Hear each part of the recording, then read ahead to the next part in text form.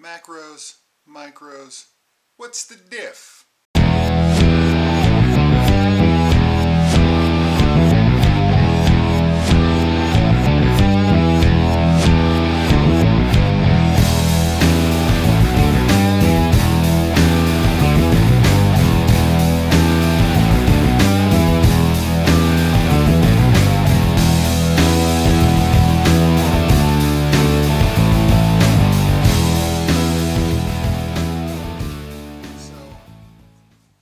Today, I want to start off by apologizing for being basically incognito for about a month. Life got crazy insane, work stuff, personal stuff, etc. stuff, crazy. But that things are kind of settling down now, and hopefully they're going to even out. I'll be able to post more videos more often.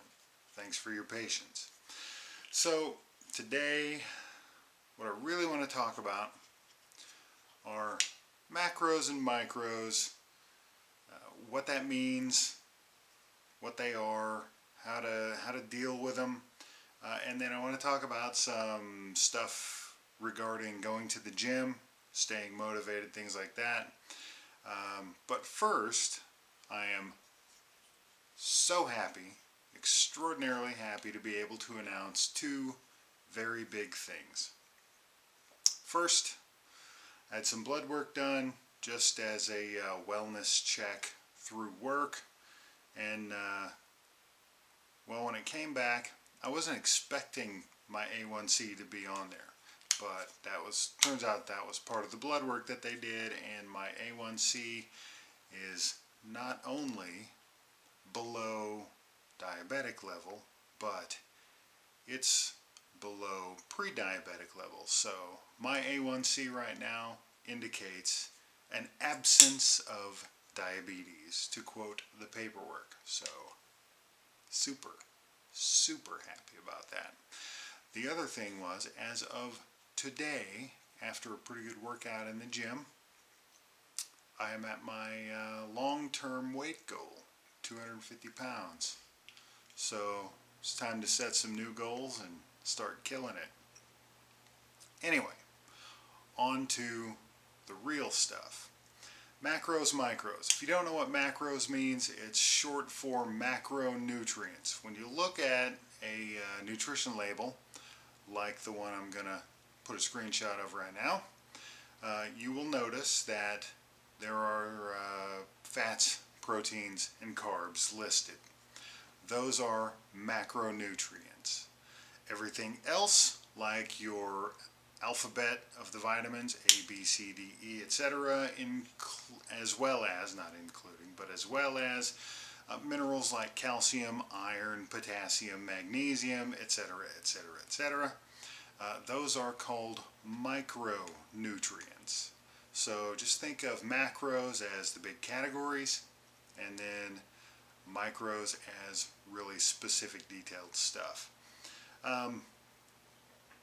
Not all macros are the same, obviously. I mean, proteins and fats and carbs are all different. But as far as calories of each gram of those, there is a difference as well that you need to be aware of, because when you look at labels and you're trying to figure out how much I can have of this a day, how much I can have of that, blah, blah, blah, it's useful to be able to do that math and say, I can have this many grams of carbohydrates, and that equates to this many calories. It helps you budget, basically. So here's the thing, it's really easy. Carbs and protein are each 4 calories per 1 gram. Okay? Fats get crazy. They are 9 calories per 1 gram. So that's where you got to kind of be careful a lot. If you are diabetic, you're going to have to be really careful of the carbohydrates as well. When I had my meeting with the dietitian, she said, for me, it may be different for you, but I was told do 135 grams of carbohydrates per day. I said, okay, that's what I got to do. later reading and research, I found out that 135 grams of carbohydrates per day is the absolute minimum that an adult human being needs in order to have all the body functions do what they're supposed to do. Anything less than that, you're going to start seeing some of those functions suffer. So don't go below 135, but definitely talk to your doctor or dietitian, whoever you're working with, about the number of carbs in grams that you need per day. Moving on, gym time. Staying motivated is a big thing. If you're not motivated, you're not going to get off your butt and go to the gym. I don't know what motivates you, but I do know what motivates me, and they're all currently asleep. But I also have some other goals. What I started doing, and it's helped immensely, is I made all kinds of goals. I had a long-term weight goal, which I have met. Thank you. I had all kinds of different goals as far as not really a schedule, but things to keep me motivated. Like I have a pair of jeans from when I was at my heaviest. I just kept one pair. That's all I need. And I go back and I look at those now and again to remind myself of where I started, how far I have come. Another clothing goal I have is I've been using the same belt for quite some time, and it's nice to be able to see. It's one of those that has the two prongs, and it's hole punched all the way around, so it's really nice to be able to see my progress that way as well. Another goal that I had as far as clothing goes is I wanted to be able to get into size 38 pants, and I've been there for a little while. They are now a little loose. I'm probably going to have to go to 36 before it's all said and done, maybe even 34. We will see. Another goal that I had was clothing again. I had purchased a 2X Superman shirt. My wife is a big Superman fan, and I think he's kind of cool too. So I bought this Superman shirt actually back in 2012, the first time I had lost a bunch of weight. And I could sort of fit into it, but was still a little snug. It's been a goal of mine ever since then to make it to where I can wear that shirt, and today I can wear it and it's loose. So that's just another example of a goal that you can set to help keep you motivated. I already had the shirt, I had purchased it, so it was go try it on, see how it doesn't fit, see how it does fit, and work from there.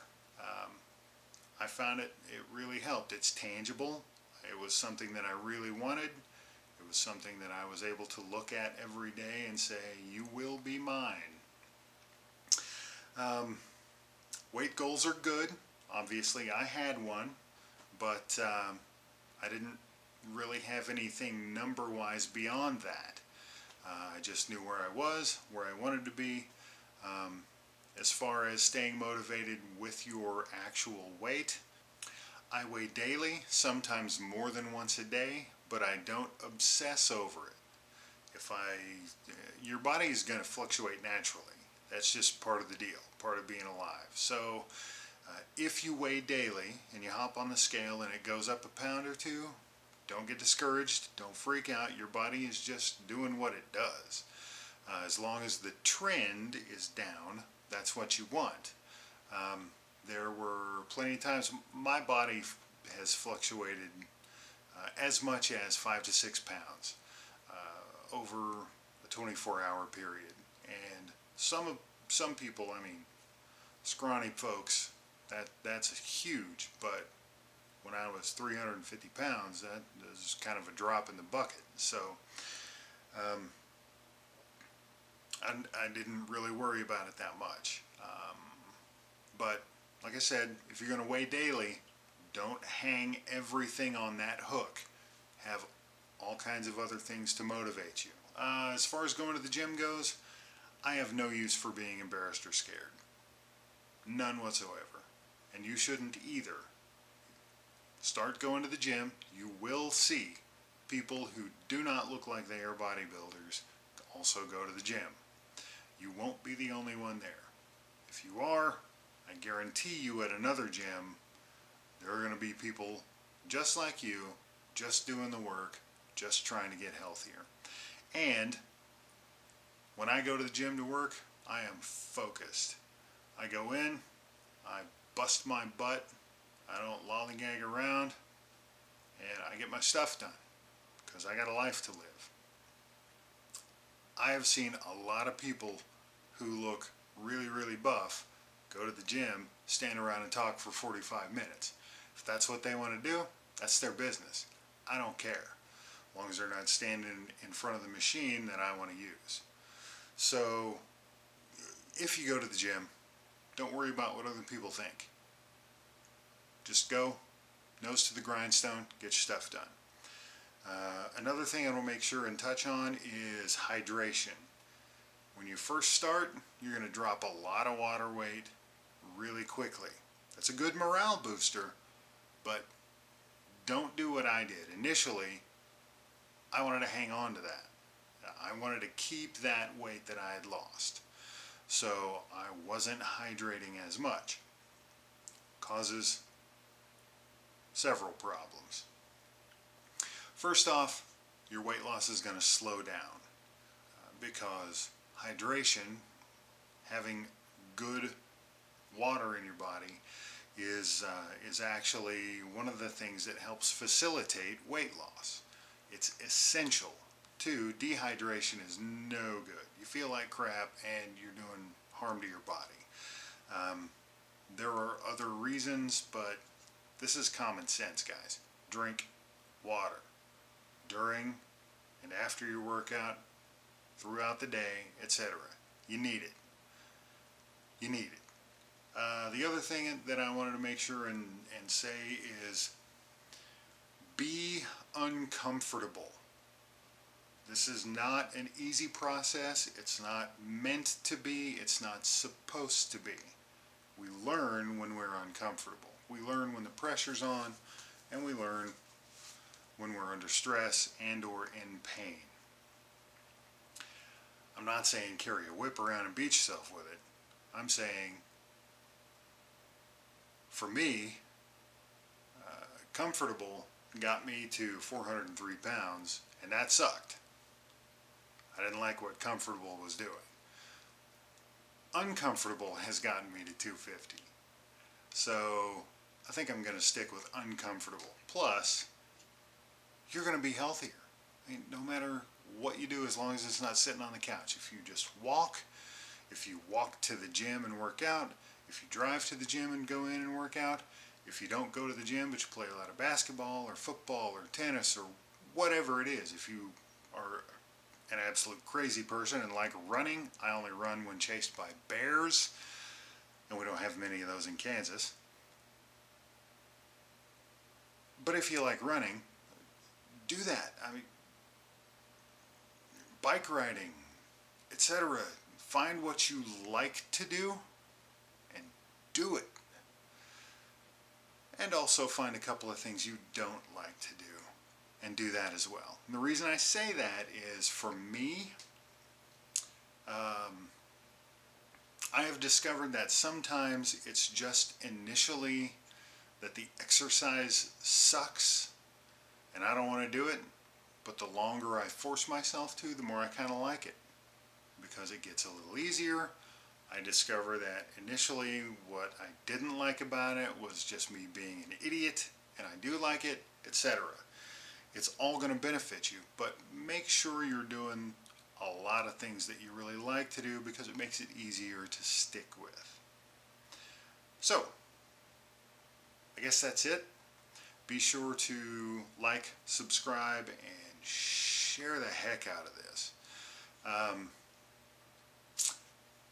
Leave some comments for me. I really, really, really pay attention to that and want to see comments and ideas and etc. Some of the things we're going to talk about later on, I'm going to start including some recipes. I don't want this to be Tom's cooking show, but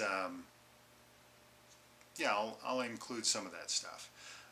I'm going to throw in some links in the description to further inform you on macros and micros and how to count them and what to keep track of and what to really worry about and what not to, as well as I'm going to try to throw in some motivational help in a link or two there as well. So I guess that's it for now. It is now 1 a.m. and I should be sleeping. So I'll see you guys on the flip side. Have a good one.